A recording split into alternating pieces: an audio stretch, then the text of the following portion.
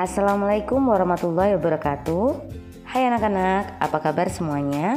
Semoga anak-anak ibu guru dalam keadaan sehat ya. Kembali lagi belajar matematika bersama Ibu Dian.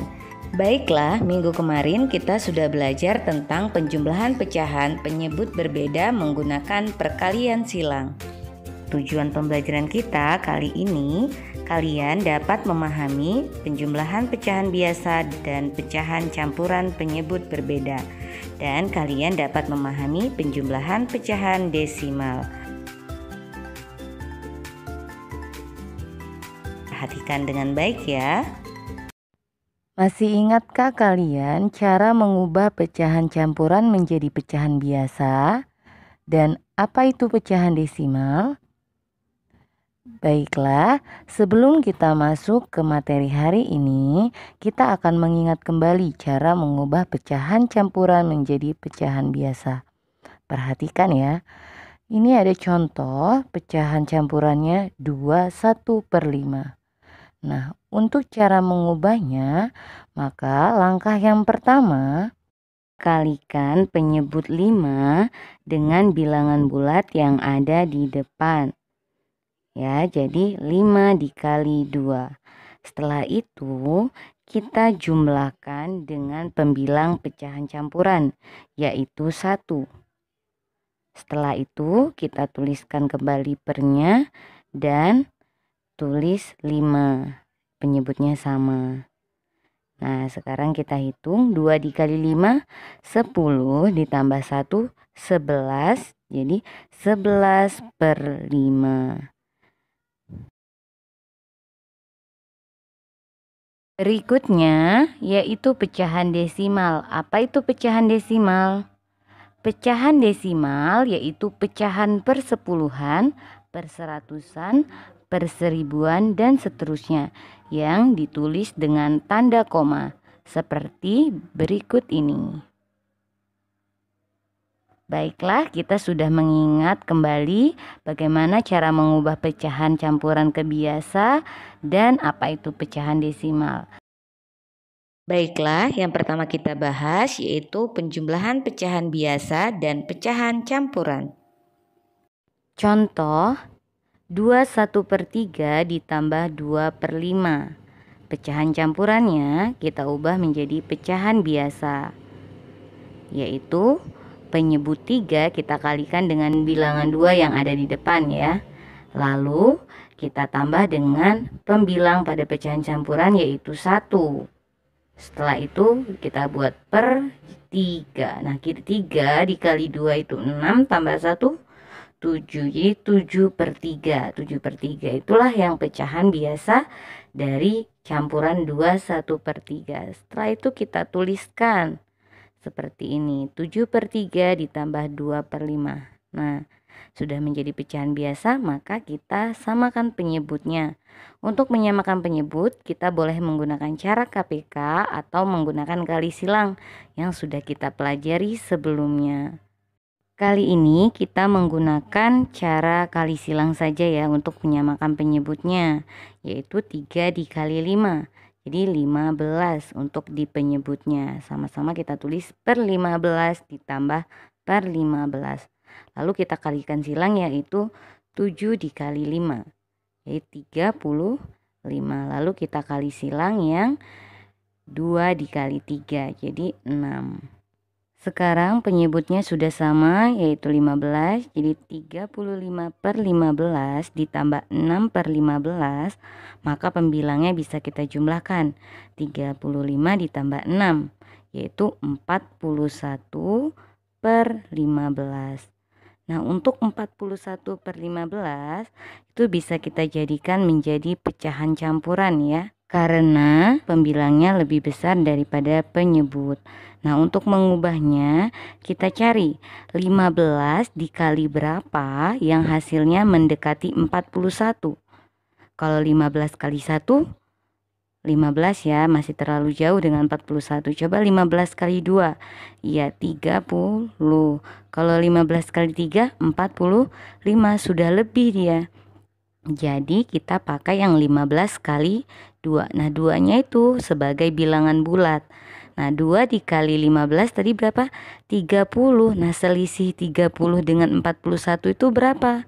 Atau 41 dikurang 30 yaitu 11. Nah, sisanya itu yang menjadi pembilang dan 15-nya tetap menjadi penyebut. Jadi 2 11 per 15. Bagaimana untuk penjumlahan pecahan biasa dengan campuran?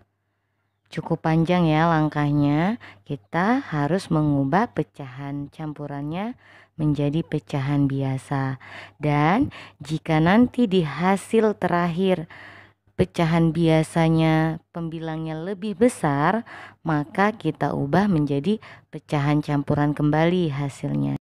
Selanjutnya, satu contoh soal lagi untuk penjumlahan pecahan campuran. 1/1/5 ditambah 1/1/4.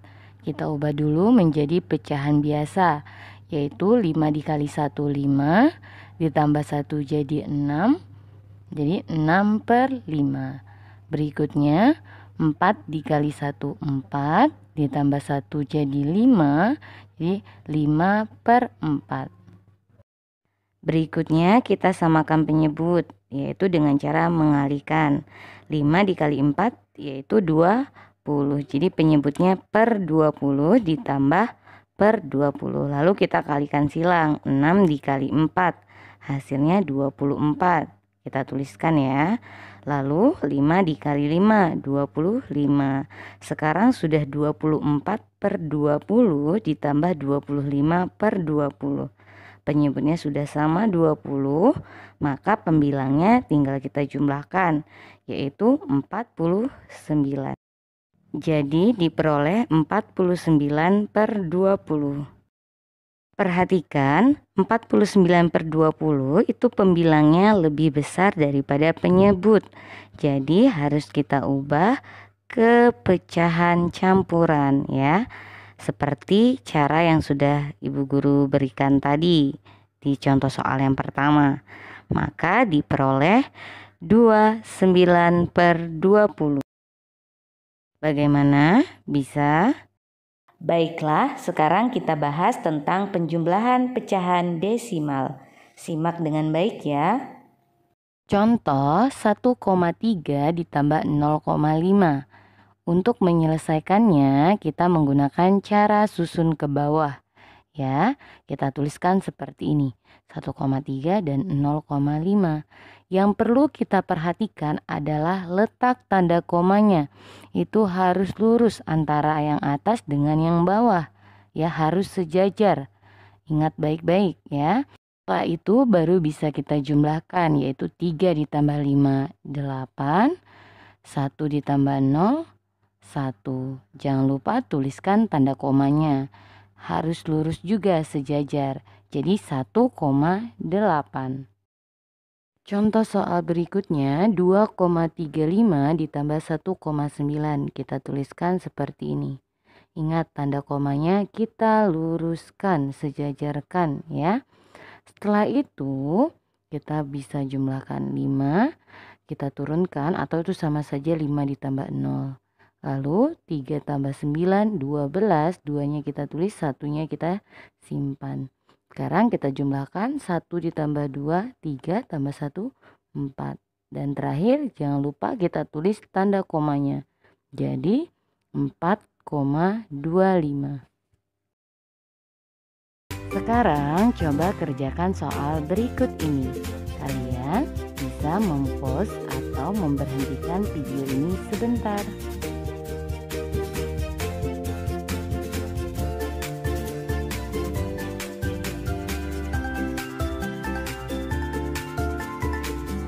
Bagaimana? Sudah ketemu? Berikut ini hasil jawabannya.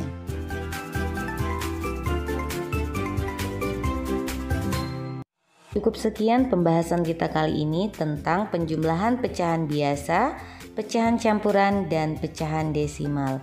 Untuk latihan kalian kerjakan yang ada di grup WhatsApp. Sekian pembahasan kita kali ini. Semoga apa yang Ibu Dian sampaikan dapat kalian pahami. Tetap semangat belajar dari rumah dan tetap jaga kesehatan. Ibu Dian akhiri. Wassalamualaikum warahmatullahi wabarakatuh.